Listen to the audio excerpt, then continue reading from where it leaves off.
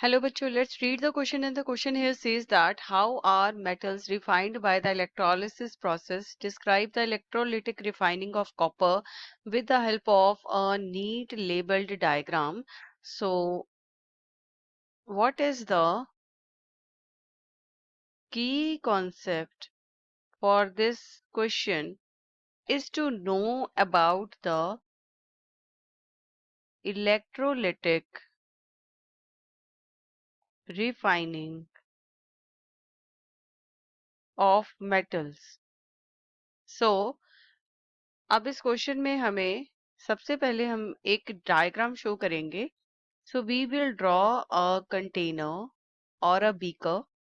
अब उसमें हम क्या करेंगे? We will place two electrodes. One is anode and the other is cathode. So जो एनोड होगा that is impure copper. It is acting as anode and this is pure copper which is acting as cathode.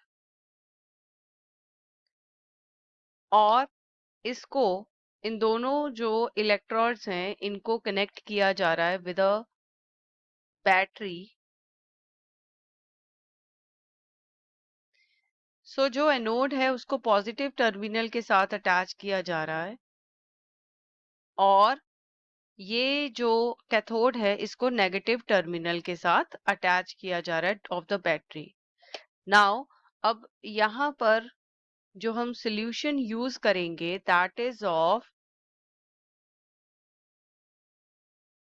Acidified copper sulfate.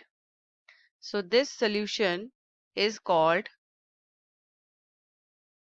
acidified copper sulfate solution, जिसका मतलब है कि copper sulphate के साथ जो sulphuric acid है वो भी डाली गई है इन डाइल्यूटेड फॉर्म. सो अब यहाँ पर जैसे ही इलेक्ट्रिक करंट जो है वो पास किया जाएगा थ्रू दिस सॉल्यूशन तो क्या होगा? यहाँ पर जो एनोड का इम्प्योर कॉपर है वो चेंज होना शुरू हो जाएगा टू कॉपर सल्फाइड में. और जो एटम्स हैं कॉपर के वो इलेक्ट्रोलाइट सॉल्यूशन में जाने शुरू हो जाएंगे. और साथ ही साथ जो कैथोड है वहां पर जो है कॉपर के एटम्स डिपॉजिट होने शुरू हो जाएंगे. Copper will be start depositing on the cathode. और होगा क्या?